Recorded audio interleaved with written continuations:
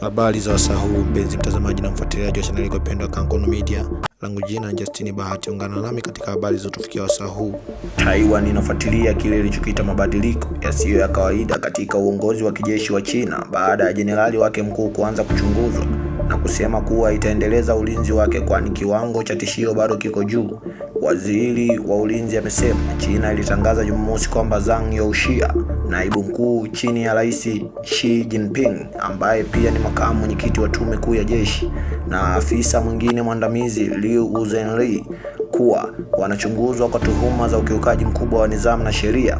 Na nukuu, tutaendelea kufuatilia kwa karibu mabadiliko yasiyo ya kawaida katika ngazi ya juu ya chama cha China, serikali na uongozi wa kijeshi wa China.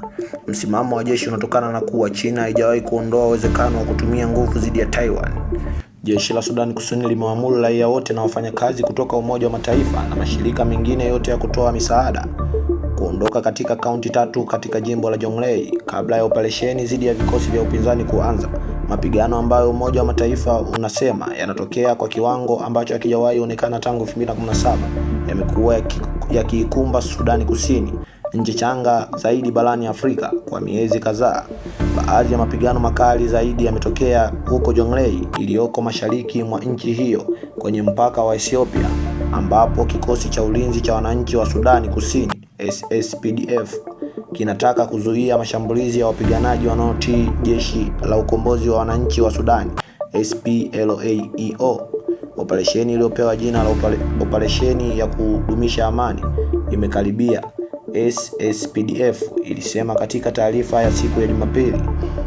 Jeshi lilisema raia wote wanaoishi katika kaunti za Nyiloli, Uloli na Akoba huko Jonglei wameagizwa kuhama mara moja kwa ajili ya usalama wao kwenda katika maeneo yaliyodhibitiwa na serikali haraka iwezekanavyo.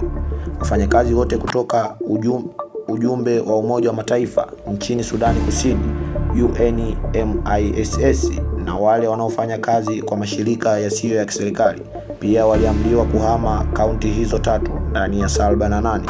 Wiki iliyopita SPLAIO ilitoa wito kwa vikosi vyake kwenda mji mkuu wa Sudani Kusini, Juba, na kuashiria ongezeko la mapigano. Mapema mwezi huu vikosi vya SPLAIO viliuteka mji wa Pajuti katika mapigano makali kaskazini mwa Jonglei, na kutekwa kwa mji huo kulionekana kama kuweka mji mkuu wa jimbo la Bori hatarini. Katika taarifa iliyotolewa Jumapili, UNMISS ilisema watu 180,000 katika jimbo hilo tayari wameyakimbia makazi yao kutokana na mzozo huo, na kuwasihi viongozi wa Sudani Kusini kutanguliza maslahi watu wao kwa kusimamisha mapigano. Shirika la hisani la madaktari Médecins Sans Frontieres MSF ilisema katika taarifa ya Jumapili kwamba limewahamisha wafanyakazi muhimu kutoka kaunti ya Akoba baada ya maagizo kutoka serikalini na kutokana na hali mbaya ya usalama katika eneo hilo.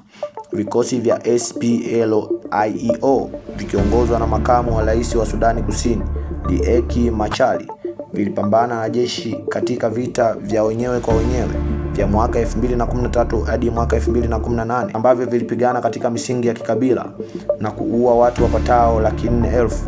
Mkataba wa amani mwaka 2018 ulituliza mzozo huo, ingawa mapigano ya ndani yameendelea.